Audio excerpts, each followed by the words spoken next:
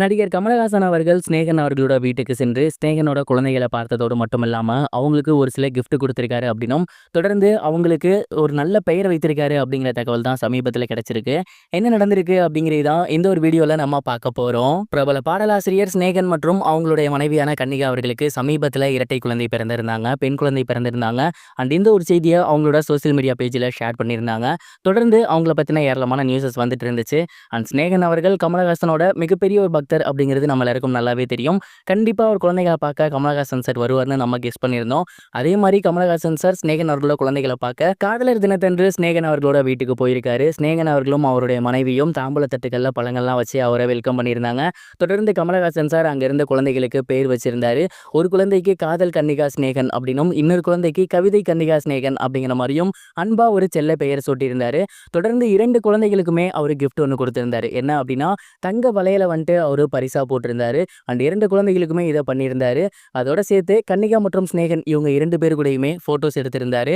அங்க அவங்க எடுத்துக்கிட்ட அழகான புகைப்படங்கள் எல்லாமே இப்போ சோசியல் மீடியால ரொம்பவே வைரலா போய்கிட்டு இருக்கு.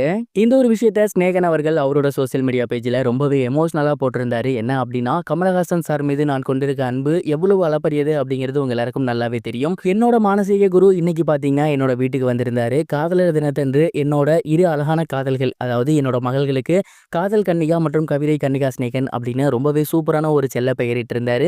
தொடர்ந்து என்னோட குழந்தைகள் கூட நிறைய நேரம் ஸ்பெண்ட் பண்ணியிருந்தாரு. அவங்களுக்கு கிஃப்ட்டும் கொடுத்திருந்தாரு. இந்த ஒரு மொமெண்ட் அப்படிங்கிறது ஒரு ரசிகனாகவும் சரி, ஒரு தொண்டனாகவும் சரி, என் லைஃப்ல நான் மறக்கவே முடியாதது அப்படிங்கிற மாதிரி ரொம்பவே எமோஷனலா அவர் கூட எடுத்துக்கிட்ட புகைப்படத்தை கீழே போட்டிருந்தாரு. அண்ட் இந்த ஒரு விஷயம் இப்போ சோசியல் மீடியால ரொம்பவே வைரலா போய்கிட்டு இருக்கு. இதை பார்த்ததுக்கு அப்புறம் ரசிகர்கள் எல்லாருமே ஸ்நேகனுக்கு தங்களோட வாழ்த்துக்களை பகிர்ந்து வந்துட்டு இருக்காங்க.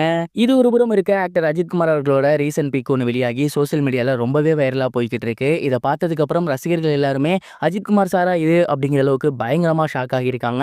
ஏன்னா அந்த அளவுக்கு பார்த்தீங்கன்னா அஜித்குமார் சார் ஆளே அடையாளம் தெரியாத அளவுக்கு மாறி இருந்தாரு. சமீப காலமா அஜித் சார் பயங்கர குண்டா இருந்தாரு, அது நமக்கு நல்லாவே தெரியும். கடைசியா குட் பேட் அக்லி படத்துலேருந்து ஒரு போஸ்டர் இருந்துச்சு. அதுல ரொம்பவே யங்கா ஒல்லியா காணப்பட்டிருந்தாரு. படத்துக்காக குறைச்சிருக்காரோ அப்படின்னு நம்ம நினைச்சிட்டு இருந்த நேரத்துல கார் ரேஸ்க்காக தான் அவர் குறைச்சிருந்தாரு அப்படின்னு சொல்லியிருந்தாங்க.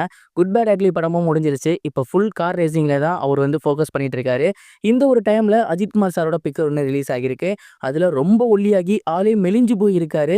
இதை பார்த்துட்டு ரசிகர்கள் எல்லாமே பயங்கரமா கவலைக்கிடத்துக்கு வந்திருக்காங்க.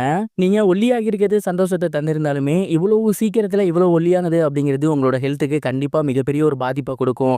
இந்த மாதிரி எல்லாம் பண்ணாதீங்க, நீங்க எப்படி இருந்தாலும் உங்களை நாங்க ரசிப்போம் அப்படிங்கிற மாதிரி சொல்லி வந்துட்டு இருக்காங்க. அவரோட ஃபேஷனுக்காக அவர் எந்த அளவுக்கு இறங்கியிருக்காரு அப்படிங்கிறது இதன் மூலயமா தெரிய வந்திருக்கு. நீங்க அந்த பிக்சரை பார்த்தீங்களா? உங்களுக்கு என்ன தோணுச்சு? மறக்காம கமெண்ட் பாக்ஸ்ல ஷேர் பண்ணுங்க. இது வரைக்கும் கனெக்டிங் டிவிக்கு சப்ஸ்கிரைப் பண்ணனா மறக்காமல் சப்ஸ்கிரைப் பண்ணிக்கங்க. உடனடி அப்டேட்ஸ் பெறுவதற்கு நோட்டிஃபிகேஷன் பெல்லையும் கிளிக் பண்ணிக்கங்க.